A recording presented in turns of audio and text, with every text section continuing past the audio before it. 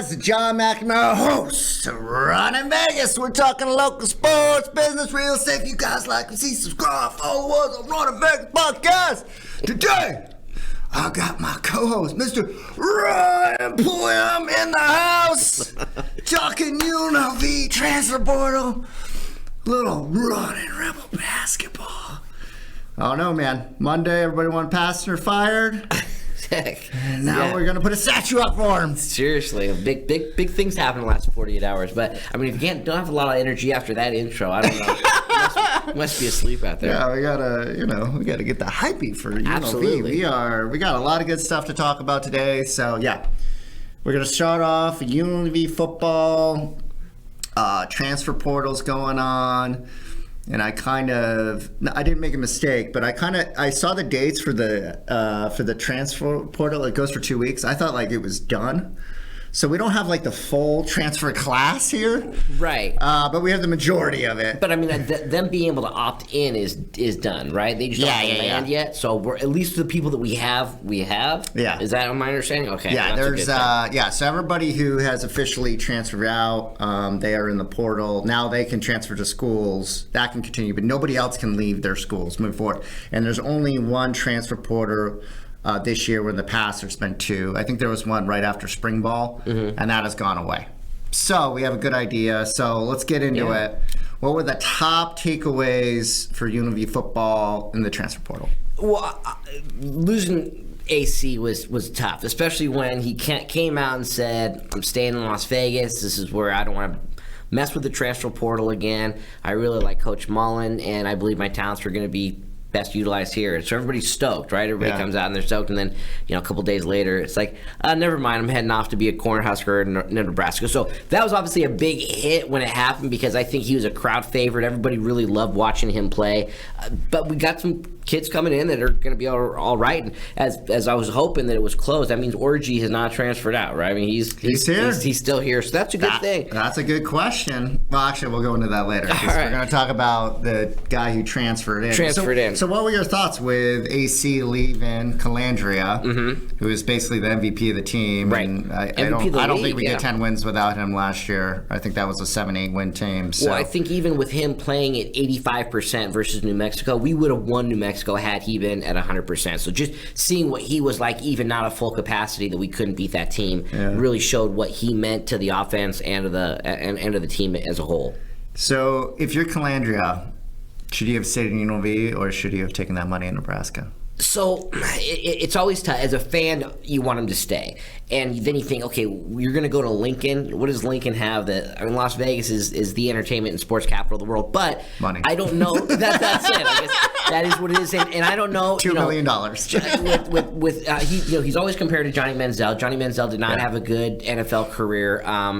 So we don't know what that next step and that next level looks like for him. So if he needs to kind of go make some coin right now, if he doesn't believe wholeheartedly that he's going to be able to be an NFL quarterback and make some money at the next level, you kind of got to do it. I mean, as tough as it is for us as fans, but the kid has to look out for himself and his family and do what's best for him, and you can't blame him for that. I mean, coaches have been doing this for years, and now the players are doing it, and everybody gets down on the kids, but it's a totally different ballgame. Yeah, I think where he screwed up was saying, I think his heart was here, because everything was lining up to be here, but when it probably came just down to dollar and cents, right? Yeah. Because, and I don't blame him.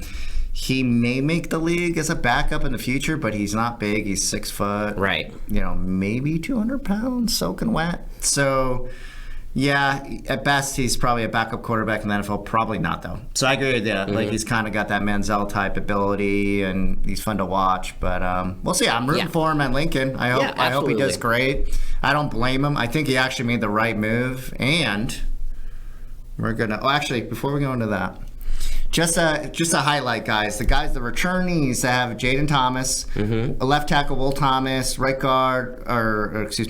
tackle Austin Boyd, who I think is going to move to guard. Wide receiver Lyons McGee, a big return. Lucas Conti. Yeah, was in the portal, then came back. That's huge. That was huge. That was actually the one I was concerned about the most because we don't have a lot of good defensive linemen that are returning. He's by far our best one. He still has, I believe, another 2 years of eligibility. And then I cannot pronounce the linebacker's name. We got 2 kids from Hawaii, Caillou and Talamoto. They looked really good. And then Jake Pope. Jake Pope didn't look good, but I'm glad he came back because we don't have a lot of returnees in the secondary. So let's have a little fun quiz here. Ooh. Would you like QBA or QBA? Let me list the stats. QBA or QBA, is that what you said? QBA or QBB? Okay. Excuse me. All right, the first QB, 63% completion percentage, 3,300 yards passing, 22 touchdowns, 8 interceptions, 871 rushing, and 12 touchdowns on the ground. Okay. That's QBA. QBB. I should have gone 1 and 2. 62% completion percentage, 4,000 yards passing, 26 touchdowns, 20 interceptions, 500 rushing yards, 2 touchdowns on the ground. Which QB do you pick? Oh, that's tough. I think consistency-wise, I would go with QB1 or QBA. Upside seeming and just not throwing the interceptions because at least from last year, if we were playing last year's team, our defense wasn't strong enough to have to turn the field. We would need to make sure that our defense played well enough. If we're turning the ball over left and right, that may not have ended up very well for our team. Yeah.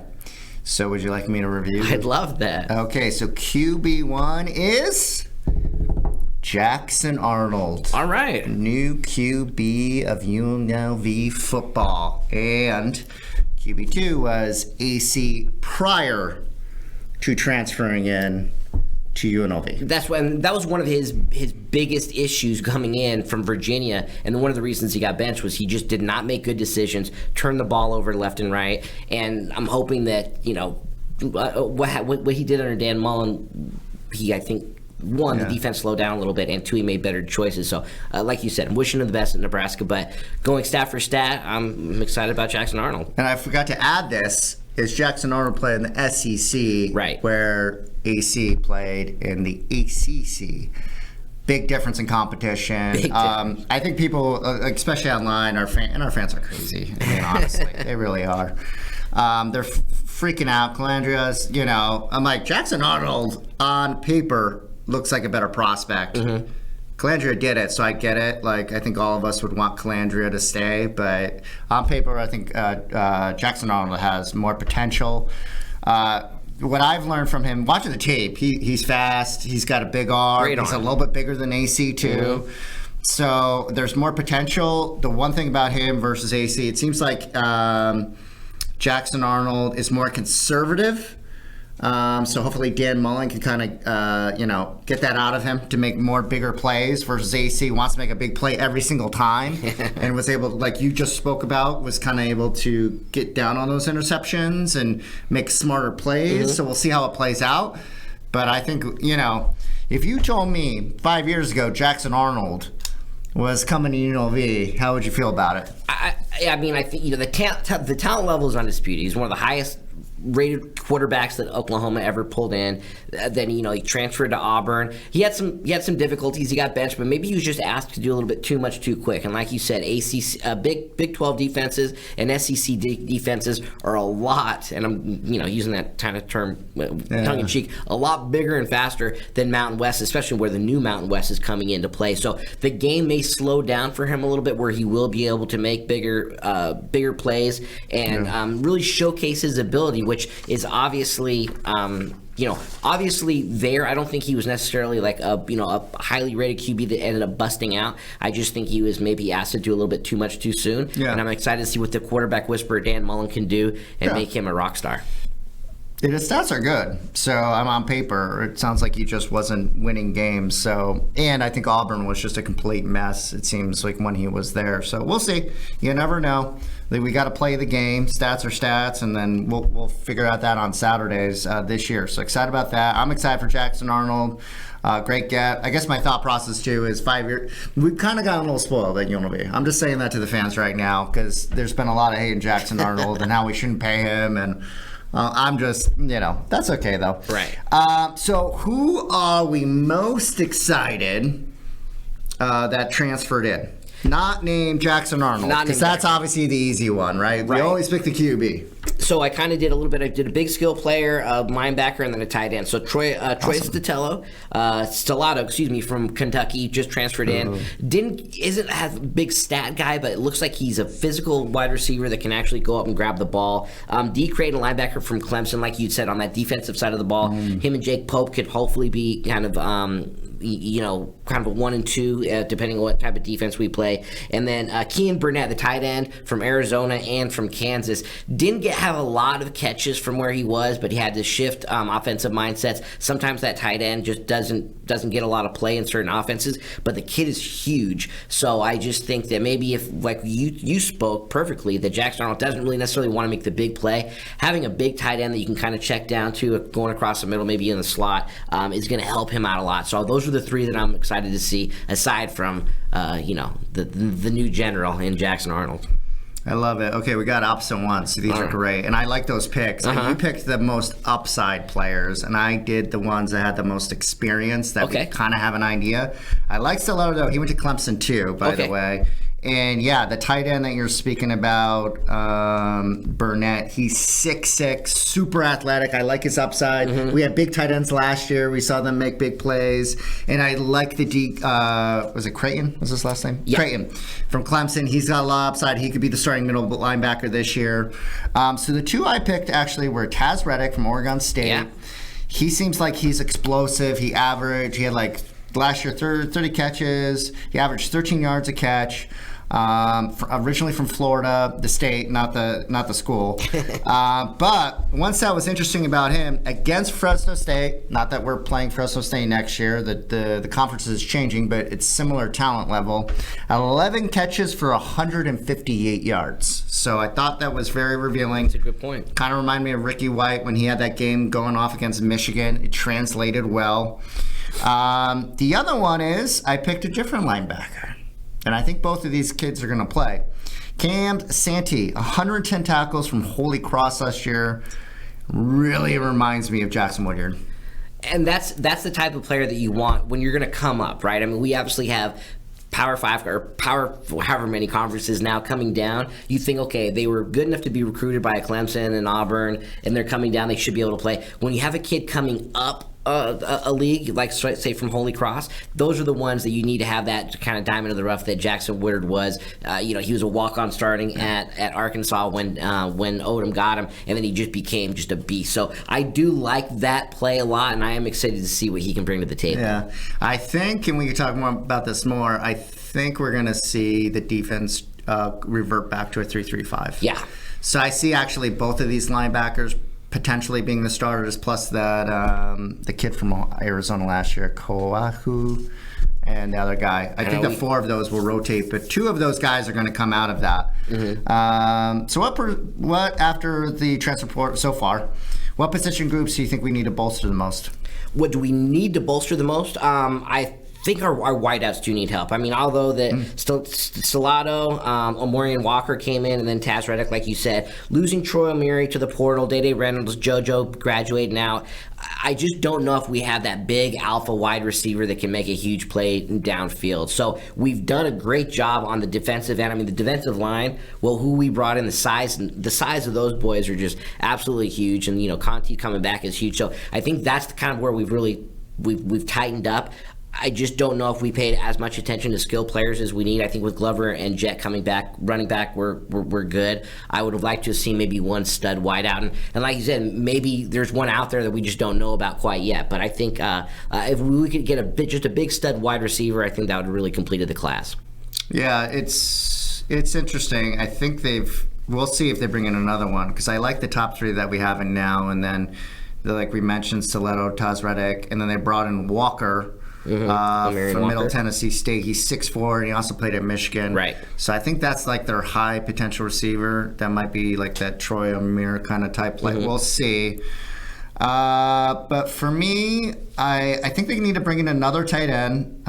Just having Burnett, I think you want two just in case there's an injury. For sure. They only brought in one defensive lineman, Herb Gray, and there's no edge. They didn't bring in one edge yet, so that is a concern. 3-3-5, you just really need one. I know they got the two younger kids, Rudolph and I'm trying to remember the other guy, and some more interior linemen. I do believe, I think they did a good job of bringing in big linemen. As you know, I love the Lions. I know, that's your deal. Jackson, he's from Cal 6'6". Olga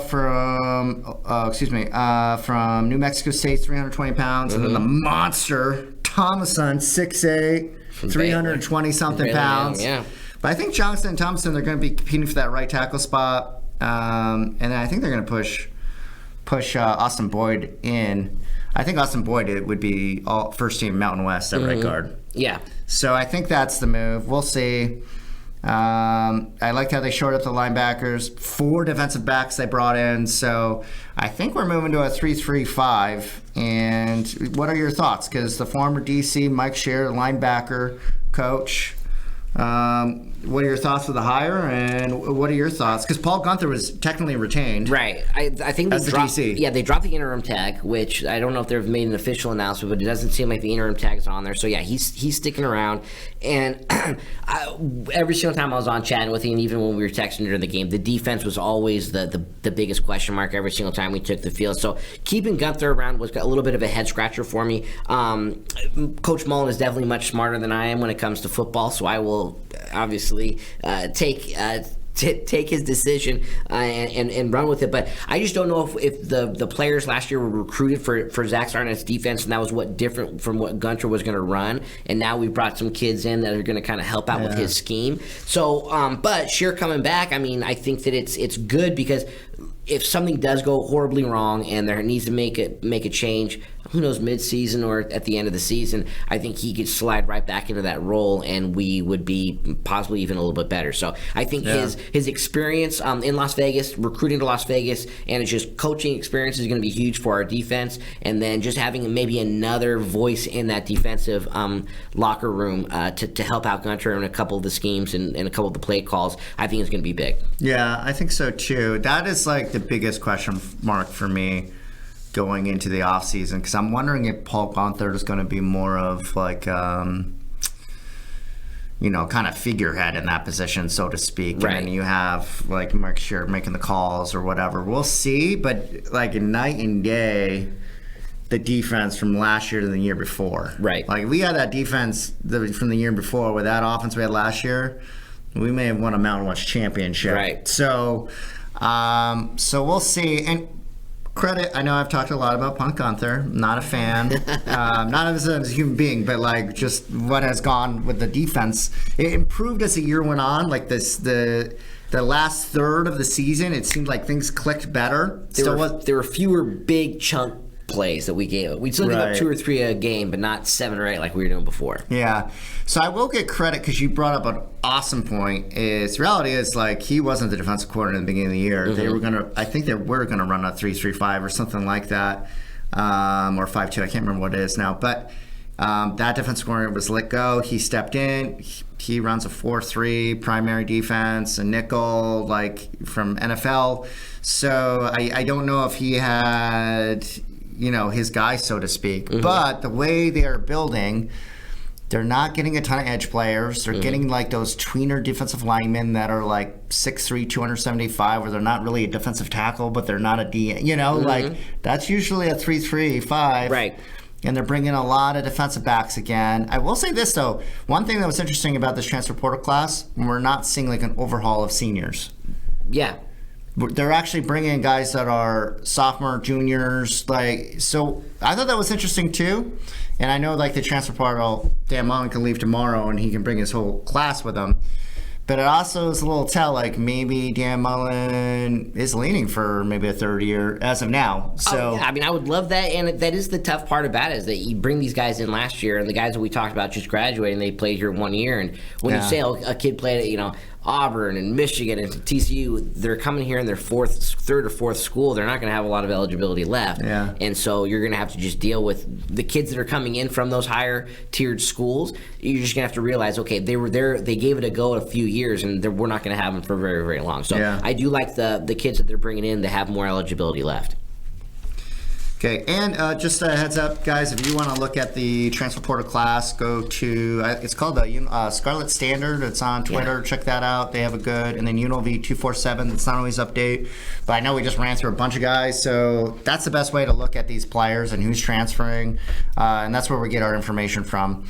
All right, so week 0, UNLV playing Memphis. How do we feel about it?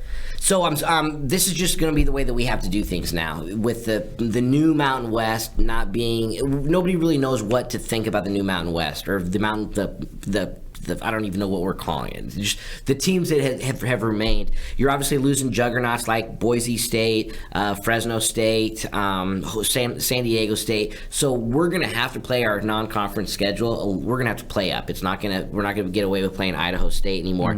So aside from Cal, there was really nobody else on the schedule that was going to give us a lot of bona fides on the national stage if we're going to compete for a Mountain West Conference championship and a spot in the college football playoff. So I think this was a smart move. Week 0 stings a little bit because it's like, you're out there, you don't get that last week of practice that everybody else is getting, but you play with the team that you have, and at least there's not as much turnover as there was last year on the team. So I feel better about playing week 0 this year than I did with the complete unknown of last year. Yeah, we almost lost to Idaho State. You heard our Jackson, like, this is going to be a long year. But yeah, I think it'll be advantage UNLV this year. Great point.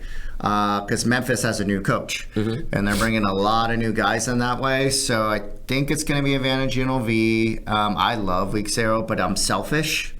I want football as soon as possible, especially a home game. I get to go to Allegiant and watch. And Memphis, Memphis is in a similar class as UNLV. So, I mean, a lot of people would consider them a better football program than UNLV, of course, because of history. But they're both top 5 G5 programs, in my opinion. So the other home game we have is Cal. We're away at North Texas and Akron.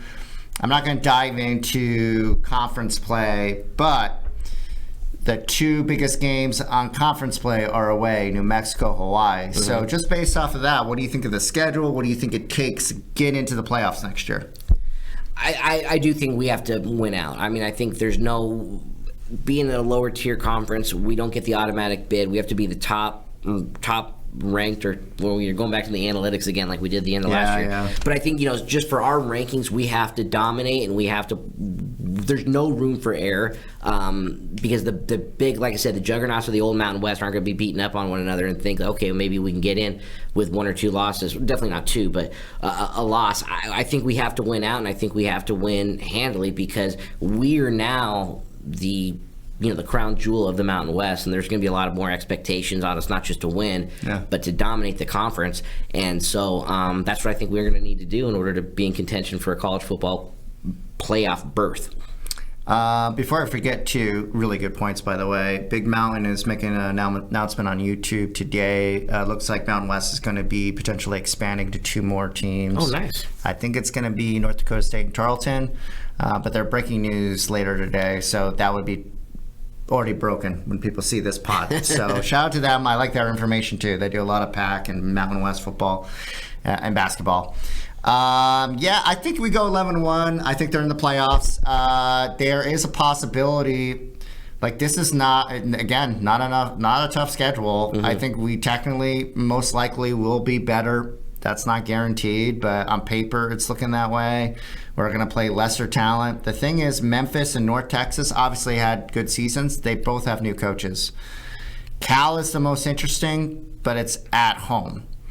So we'll see. At New Mexico and at Hawaii, those are tough. They should be better too. So I don't see us winning out. I feel like there's a possibility, but I think if we go 11-1, I think we would get in. But again, it depends on so many that there's a lot of factors, so many known unknowns when it comes to that stuff, and waiting till they get to the end of the season is going to be it's a long ways away. Yeah, history would tell us it's in college football's changed a lot, but history would tell us that 11 win you're typically in. season, but 12 you're basically guaranteed, no matter what. So that would be amazing. But we're not going to dive into schedule. We'll have its own pod on that one. But it's kind of fun to look ahead, except for Memphis. Let's dive right into UNLV basketball because we're running low on time. As always.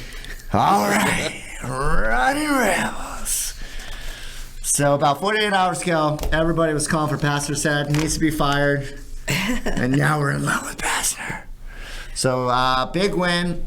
UNLV basketball beat at Logan, first time in 10 years, by 10 points. Utah State. So your thoughts on the game? What you saw? What you think about the season so far?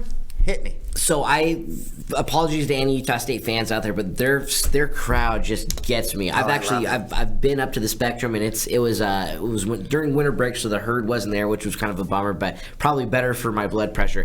The game started out like, oh, here we go again, and we battled back, and we're able to tie it up at halftime, and then going down 14 midway through the second half, you think, okay, here we go again, and then for them to be able to battle back and then make it a 24-point swing, end up winning by 10 with the foul trouble, with guys, Wally Brown stepping up, playing big minutes. I just thought, that's what I do like Pastner, because I for one was not calling for his head.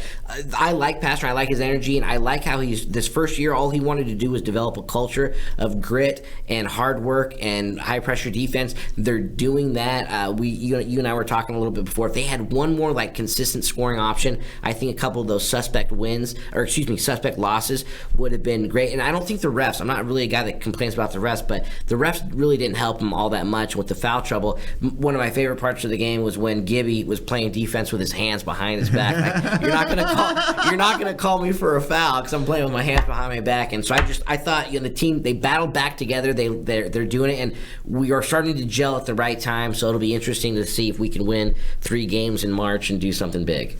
Yeah, it's. I was not calling for Pastner's head either. It's been interesting, and I understand the frustration behind it. But it's year one. And you and I talked about, Mike, it's going to be a rough year. Mm-hmm. He's got it was basically a brand new team. So I think he had one returnee, right? Jacob Benarbi. Yeah, it was actually played pretty well. I was completely wrong with Jacob the beginning of the year. So I'm glad to see he's been a really good utility. I love the take with Brown too. He came in, played well. We were hoping. I think he could be a really major contributor to this team. He could keep playing like that. But gosh, Jones and Gibbs, man, stars. Whatever we need to do to keep Tyron Jones here, and Gibbs, and Gibbs, yeah, for sure. I will go down. I'll work free on the weekends at Finley Toyota if we can get a little bit more coin. I'll be there with you. Yeah, let's get that NIL money for Jones and Gibbs. Start building that now because they're both superstars. And yeah, I agree. I think the biggest thing for me, because, gosh, since Rice, we have really only had 1 to 2 stars every year, and we clearly have 2 stars right now. I would say Hamilton's that third guy, but again, being a dead horse, so to speak. If that guy could just not get in foul trouble and we could play him 30, 35 minutes a game, it would be phenomenal because he's a defensive stud. He's physical, and I love that he's physical, and I love the grit of this team and the culture that Pastner is building. So we'll see. So the rest of the year, I mean, what do you think? Are we making a run? I'll say this about, we're 5-2. We are in the top 6, and there's about all the top 6 are basically, it's up for grabs right now for first place for the top 6 teams. We'll say this though, we haven't really played anybody except for Utah State in conference. And we're playing San Diego State twice. We got a game against New Mexico, GCU, Nevada twice, and another game at Utah State. I guess we got a lot of home games though too. I guess our schedule looks pretty good. We played we were kind of front loaded on away on the schedule. I mean, so I do think that playing together, starting to play right. I think Pastner kind of has his rotation down now, not throwing a bunch of other kids in. Has a good rotation again. If you can keep Hamilton out of foul trouble, so Wally doesn't have to come in off the bench, and I think he played loose. But I think San Diego State's going to be the big test on Saturday. We're playing them at home. We finally match up. I think physically they've always been very long and athletic. I think we're finally long and athletic, so I think we're built to compete against San Diego State. Saturday will be the test to see if we are legit contention when it comes to the Mountain West Conference tournament, or if we're just going to be, an up and down team like we have been for the majority of the year. Good take. Yeah, it's a crazy game for this Saturday because I think you hit on those. They win that game, we're technically like maybe not first, but in that like realm, right? You beat the two best teams in the league. And one thing I've noticed in the last 2 games, I'm sure you noticed this too, the shooting has improved just tenfold against Utah State and San Jose State. The shooting threes are hitting them. Free throws, insane. Free throws have been big. Free throws have been amazing. Yeah. So the free throws are interesting because San Diego State is the most, they foul the most out of not only the Mountain West, but in the NCAA. So if they can keep hitting those free throws, we're at home. We'll see. Hopefully a crowd shows up. You're going there. Absolutely. You're a true fan. I won't be there. So he's a better fan than I am. But, yeah, so I think I was kind of looking at it. We got 5 easier games. I say they go 8-4 rest of the year. Do you have a take on win total for the rest of the year conference? No, it's so bad because I really don't know what team's going to show up. So I'm hoping for the best. Me too. Yeah, I think they're gonna. I think the key to this though is for UNLV to get 12 to 13 conference wins. Typically, if you're 12 to 13 conference wins, you're in the top 5. Means you get a bye. Gives you the best chance for a Mountain West championship. Do you think you're getting a Mountain West championship or no? No. I don't think so either, but we're going to talk more UNLV basketball next time. Ryan, thanks for being on, brother. Thanks so much. You guys see this guy, Thomas and Mac. Buy him a beer. Guys are running Vegas. Take care of yourselves today.